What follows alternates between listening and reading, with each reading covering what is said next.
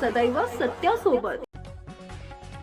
शहादा नगरपालिकेच्या उपनगराध्यक्ष माधवीताई मकरंद पाटील यांच्या पत्रकार परिषदेला उत्तर देताना नगराध्यक्ष अभिजित पाटील यांनी सगळ्या गोष्टींचे पुरावे सादर करत सगळा दोष भाजपच्या पदाधिकाऱ्यांचा नगरसेवकांवर दाखल केला. यावेळी नगराध्यक्ष अभिजित पाटील यांनी माधवीताई पाटील यांच्या आरोपांना उत्तर देताना सांगितले की भाजपचे नगरसेवक तथा गटनेत्या माधवी पाटील या सगळे खोटे आरोप आमच्यावर लावत आहेत. कोणताच निधी उपलब्ध नसतानाही शहादा नगरपालिकेकडे मोठा निधी उपलब्ध असूनही नगराध्यक्ष काम करत नसल्याचा आरोप अभिजित पाटील यांनी फेटाळून लावला.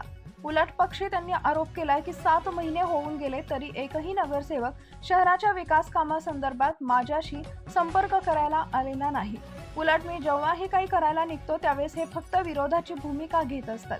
त्यामुळे शहराची सगळी विकास कामं खोळंबून पडलेली आहेत. त्याचा त्रास शहरवासियांना होत असल्यामुळं मला उलट नागरिकांना सामोरं जाण्यासाठी वाईट वाटत असते. उपनगराध्यक्ष माधवी मकरंद पाटील यांनी घेतलेली पत्रकार परिषद फक्त ठेकेदारांची बिलं काढण्यासाठीच आहेत का? पत्रकार परिषदेत त्यांचा आवडता ठेकेदार तिथे बसून होता, त्याचे काय काम? सर्व डिजिटल आणि प्रिंट मीडियाच्या सर्व पत्रकारांचं मी सर्वप्रथम स्वागत करतो. आपल्या सर्वांना कल्पना आहे 2 दिवसापूर्वी भारतीय जनता पक्षाचे पदाधिकाऱ्यांनी नगरपालिकेत होत असलेल्या कारभाराबाबत, नगराध्यक्षांच्या कामाच्या पद्धतीबाबत प्रश्नचिन्ह उभं केलं होतं. काही आरोप त्यांनी केले होते आणि त्या सर्व आरोपांना निश्चितपणाने पुराव्यासकट उत्तर देईल असं माझं आश्वासन होतं आणि म्हणून आपल्या सर्वांना आज मी बोलवलेलं आहे. मी या प्रेसमध्ये जे आरोप झालेले आहेत ते 4-5 जे आरोप आहेत त्याच्या बाबतीमध्ये आधी खुलासा करतो आणि त्याच्यानंतर सर्व पत्रकार बांधवांना जे काही प्रश्न असतील ते तुम्ही मला विचारू शकतात. सर्वात पहिला आरोप माझ्यावर झाला होता तो म्हणजे नगराध्यक्ष नगरपालिकेमध्ये नगरसेवकांचे विषय घेत नाहीत.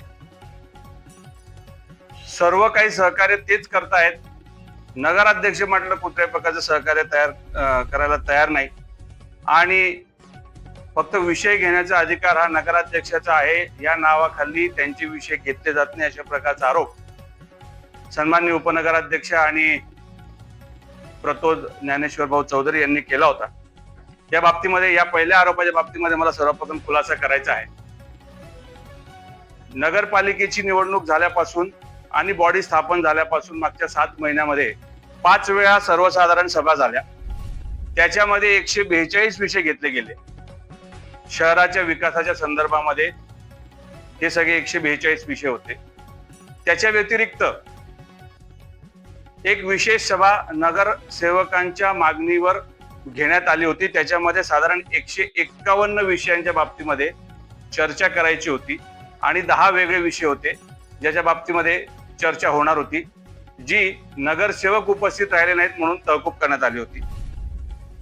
या सर्व 5 सर्वसाधारण सभांमध्ये एक नोटीस आपण सर्वांनी केलं असेल की अनेक विषय मंजूर झाले. पत्रकार बांधव देखील त्या बैठकीला असतात. अनेक विषय मंजूर झाले, काही विषय स्थगित करण्यात आले. बरेचसे विषय आम्ही समितीचे मालक आहोत म्हणून त्यांच्याकडे वर्ग करून घेण्यात आले आणि बरेचसे विषय नामंजूर करण्यात आले. अत्यंत अडवणुकीची भूमिका प्रत्येक वेळेस होत असताना देखील आम्ही कधीही तक्रार केली नाही. नवीन बॉडी असल्यावर गैरसमज असतात. हा विषय मनात ठेवून सगळ्यांना कधीतरी सोबत काम करण्याची संधी मिळेल ही अपेक्षा मनामध्ये होती. परंतु एकीकडे आरोप असा केला जातोय की नगरसेवक विकास कामं घेत नाहीत. त्यावर मला सगळ्यात पहिले हे म्हणायचंय की 4,37,00,000चा अल्पसंख्याकांचा निधी पहिल्याच मीटिंगला म्हणजे 12 फेब्रुवारीला हा विषय पत्रिकेवर ठेवण्यात आलेला होता. त्याचा निधी आलेला आहे. सन्माननीय आमदार राजेशदादा पाडवी यांनी त्या अल्पसंख्याक विभागाच्या माध्यमातून हा निधी आणला होता. ह्या विषयाला मंजूर करण्यासाठी आम्ही जेव्हा विषय पत्रिकेवर घेतला त्यांनी हा विषय नामंजूर केला. कुठलंही कारण नाही सांगितलं. त्याच मीटिंग मध्ये शासनाच्या दुसऱ्या डिपार्टमेंटच्या म्हणजे नमो गार्डन साठी 1 कोटीचा निधी आला होता. त्याला त्यांनी मात्र मंजुरी दिली. म्हणजे एका साईडला 4,37,00,000 कामांना नामंजुरी आणि दुसऱ्या साईडला 1 कोटीच्या कामाला मंजुरी. काही जस्टिफिकेशन नाही, काही लॉजिक नाही. या 4,37,00,000 अनेक प्रभागांमध्ये, अनेक कॉलन्यांमध्ये ते कामं होतं. त्यांनी सन्माननीय आमदार राजेशदादा पाडवी यांनी तो निधी आणला होता, परंतु त्याला नामंजुरी दिली. परवाच्या स्थायी समितीच्या मीटिंगमध्ये कलेक्टर मॅडमांनी वेगवेगळ्या नगरपालिकांना एक फिरतं शौचालय देऊ केलेलं आहे. त्याचं रिसर्च टेंडर झालं, त्याच्यासाठी नगरपालिकेचा 1 रुपया देखील खर्च होणार नाहीये. त्या विषयाला देखील त्यांनी नामंजुरी दिली. या शहादा शहराचा सर्वात अवघड प्रश्न भाजी मंडीचा आहे. त्या भाजी मंडीच्या विषयाला देखील नामंजुरी दिलेली आहे. आजपर्यंत बांधकाम सभापती देखील त्या मीटिंग मध्ये होते. त्यांनी देखील आरोप केला की नगराध्यक्ष आमचे विषयच घेत नाही. परंतु बांधकाम सभापतींनी देखील त्यांच्या कार्यकाळामध्ये मागच्या 6 महिन्यामध्ये 3 वेळा सभा घेतल्या. त्याच्यामध्ये एकूण त्यांनी विषय घेतले 57. त्या 57 विषयांमध्ये एकही विषय जनता विकास आघाडीच्या नगरसेवकांचं नाही.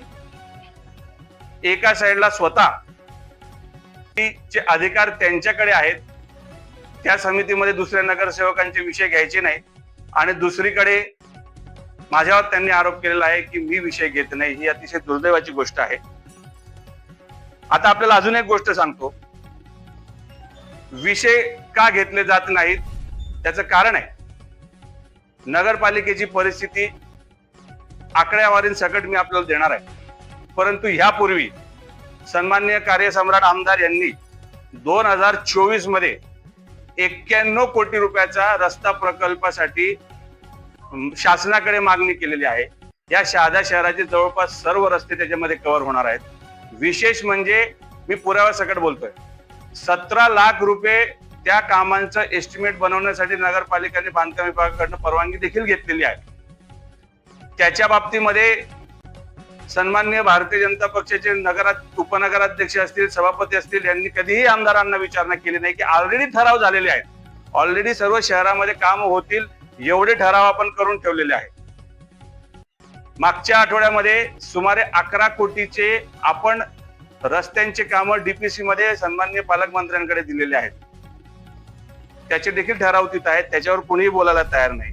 त्यामुळे जे आधी नगरसेवकांचे विषय आहेत ते आपण ऑलरेडी घेतलेले आहेत, परंतु त्यांनी सोयीस्कररित्या पत्रकार बांधवांना हे सांगितलं नाही. आजपर्यंत माझ्या अध्यक्षतेखाली ज्या सभा होतात, सर्वसाधारण सभा, स्थायी सभा, विशेष समितीची सभा, Subscribe now and press the bell icon. Never miss an update.